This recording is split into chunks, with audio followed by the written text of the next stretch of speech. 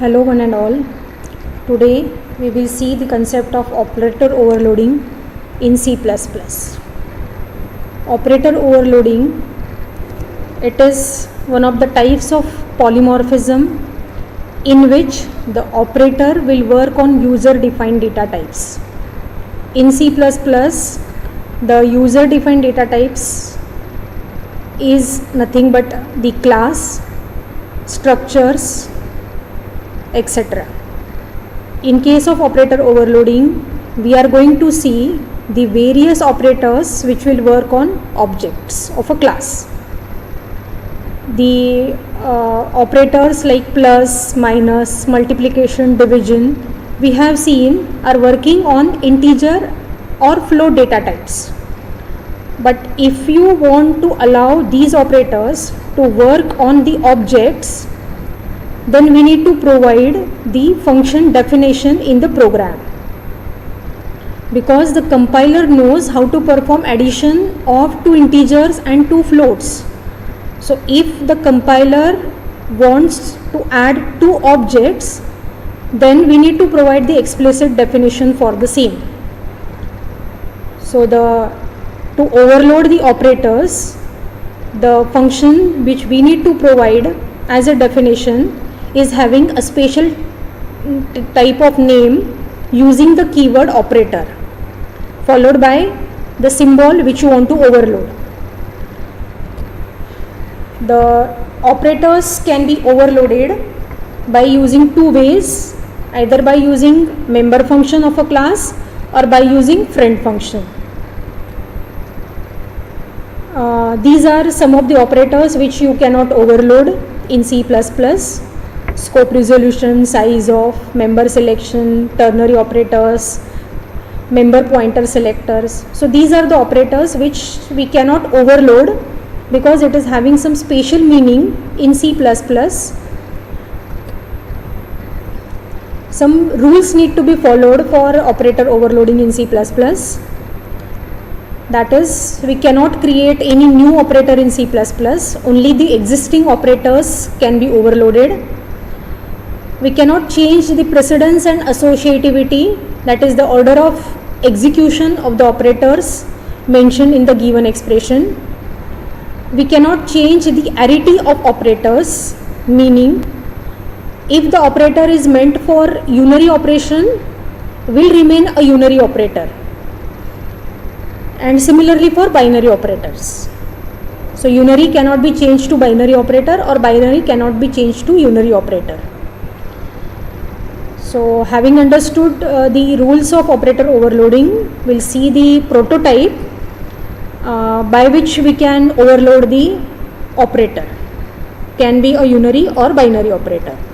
So the prototype is return type, the class name in which this operator function is declared, scope resolution, operator, a keyword which is used as a function in operator overloading, and the operator symbol, unary or binary, followed by the argument list.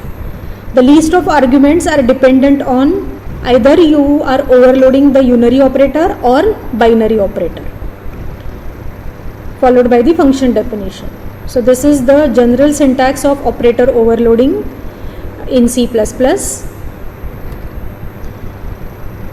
Based on the number of operands, the operators are divided into these types: unary operator, which works on only one operand; binary operator works on two operands; and ternary operator, which is not allowed to overload in C++.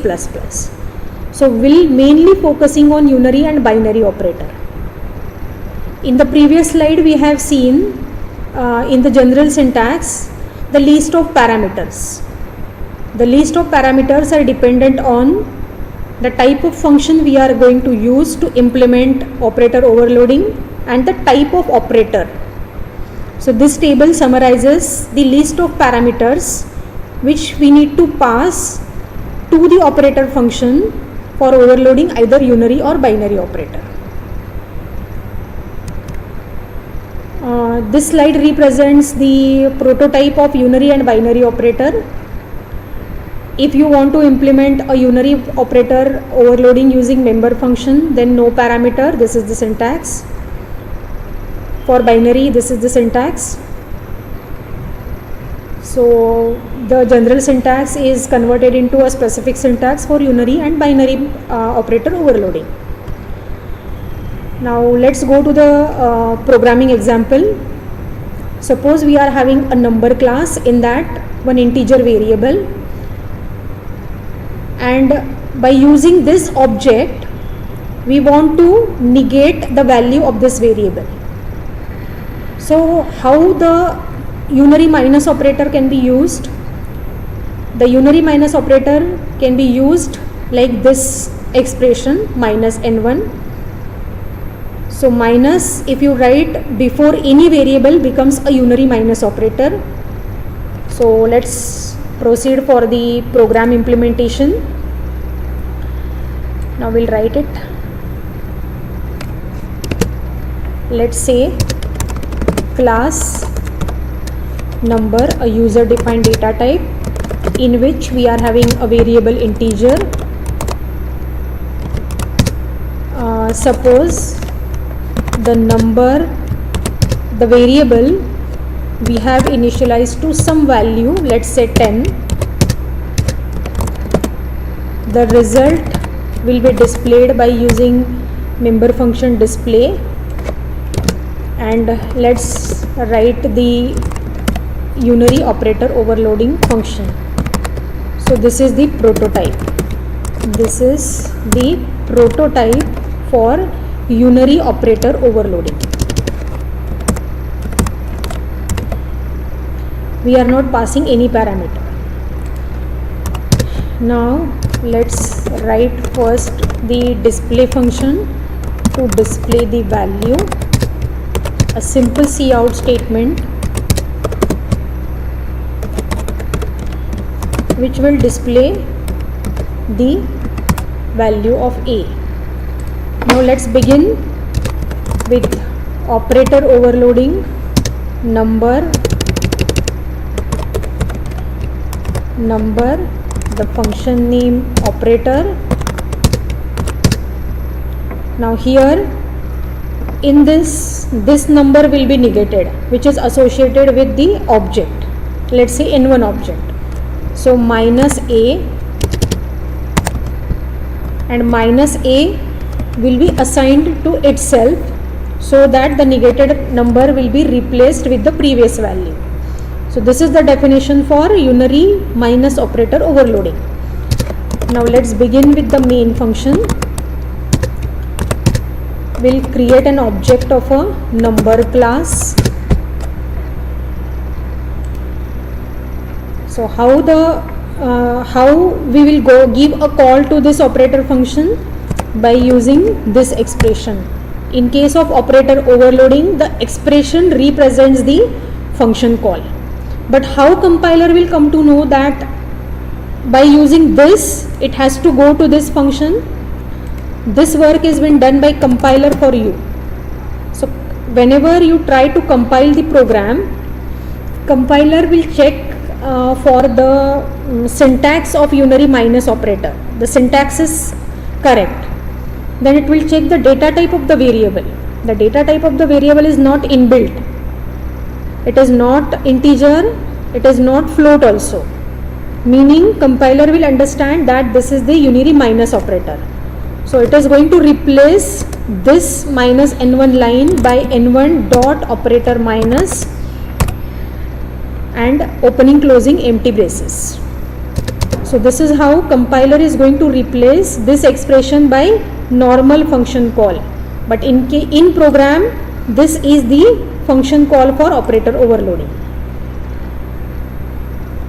And the negated value will be displayed by display function. Now let me tell you why the unary operator does not require any parameter to be passed. In case of unary operator, compiler replaces this minus n1 by n1 dot operator. So which value will get negated? The value which is associated with this object. and this object is implicitly passed to the function. So here this a, meaning it is n1 dot a, n1 is implicit. So the value which has been associated with n1, that will be negated to as a result value. That's why we are not required to pass any parameter to the function call. Now let's execute this program and we'll check whether the answer is correct or not. Yes, the number is -10. In the constructor we have initialized to positive value. Minus n1 will negate the value to and will assign to the same variable itself, and by using n1 dot display we have displayed that value as a resultant value. So this is how the value will be negated. So just go through this. Initially this is having 10 as a value. Whenever you give a call to minus n1, meaning compiler will call n1 dot operator unary minus, previous 10 value was replaced by minus 10 and it is assigned to the same variable at the same memory location, and we are getting the result as minus 10. This is how the operator overloading using member function is implemented. Thank you.